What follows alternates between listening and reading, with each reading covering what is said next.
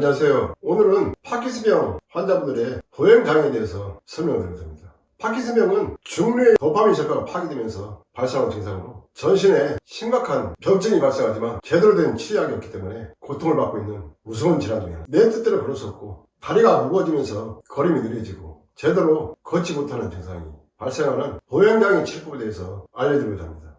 파킨슨병의 보행장애의 가장 큰 원인은 경동맥에서부터 뇌혈관 전체에 독소가 쌓이면서 중뇌에 알 수 없는 단백질이 쌓이고 또 도파민 세포가 파괴되면서 발생하는 증상이지만 뇌혈관 다스려서는 절대로 보행장애 치료가 되질 않아요.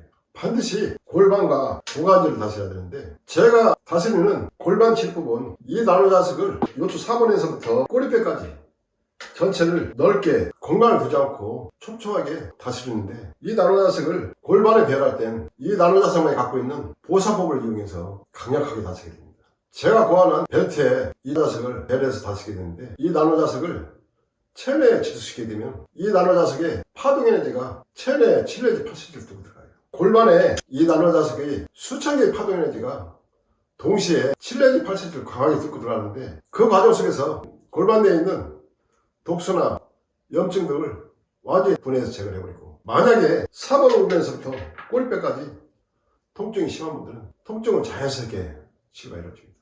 또 이 나노자석이 골반 전체를 치료하는 과정 속에서 앞쪽에 있는 양쪽의 사타구니에서 발생한 통증도 제거하고 또 전립선이나 요도가 약해져 있거나 염증이 발생했을 경우는 염증까지 다 분해해서 제거를 해버려요. 그 과정 속에서 자연스럽게 생식기 전체를 강하게 활성화시키면서 치료가 이루어집니다.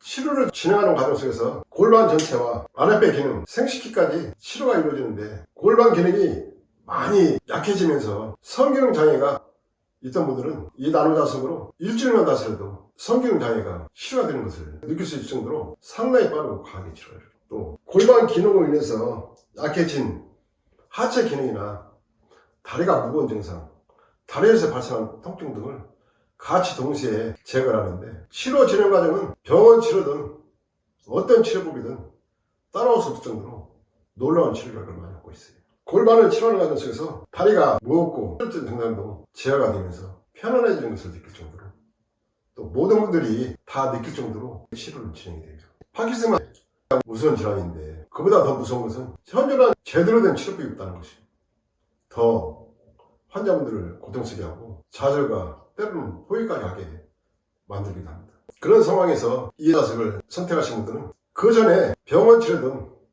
어떤 치료법에서든 느끼지 못한 놀라운 결과를 많이 얻고 있기 때문에 건강을 찾을 수 있고 새롭게 다시 살 수 있다는 희망을 갖게 됩니다. 지금까지 고통받으면서 힘들었던 여러 가지 증상들을 제거를 하면서 치료가 이루어지기 때문에 또 모든 분들이 치료가 잘 되고 있다는 것을 느끼면서 치료가 되기 때문에 상당히 재미있게 치료할 수 있어요. 제 홈페이지에 골수염 치료 후기를 보시면 골수염은 염증성 질환 중에 가장 무서운 질환으로 뼈 안에서부터 염증이 발생하고 근육을 다 파괴시키고 뼈까지 다 시킬 정도로 무서운 질환인데 증상이 진행되는 과정 속에서 수십 번씩 수술하는 경우도 많이 있어요. 증상이 심해지면 병원에서도 수술을 포기하고 다리를 절단하거나 팔을 절단하거나 하는 경우도 많이 있습니다.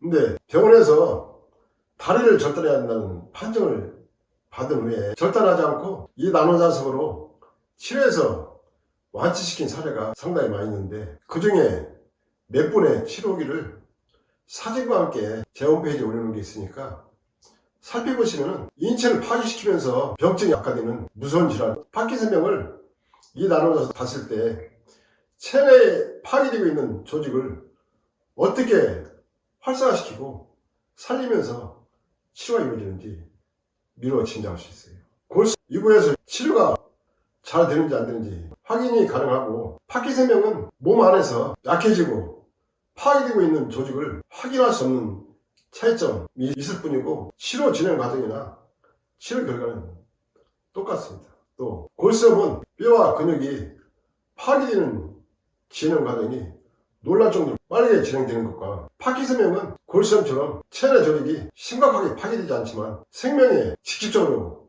연결된 그 차이점 외에는 다른 차이점은 전혀 없고 다만 중요한 것은 골수염이든 파킨슨병이든 치료 진행 과정이나 치료 결과는 이 나노자석 치료법의 원리가 똑같다는 거죠. 골수염처럼 다리가 약해지거나 골반이 약해지거나 잔해나 빈노, 급박증, 또 극심한 변비 증상, 이 나노자석이 치료하는 치료 원리는 똑같아요. 이 나노자석으로 파킨슨병을 보행장애를 치료하고 잔해나 빈노, 야뇨, 급박증, 심각한 변비 등을 치료하고 관리하시게 되면 다시 새롭게 건강한 삶을 살 수 있어요. 누구는 치료가 되고 누구는 치료가 안 되는 것 없이 파킨슨병 환자분들이 모든 분들이 다 똑같이 치료가 이루어지고 치료 진행 과정 역시 환자분들이 느낄 정도로 상당히 빠르고 강하게 치료가 이루어지기 때문에 재미있게 치료할 수 있고 또 한편으로는 나도 건강해질 수 있고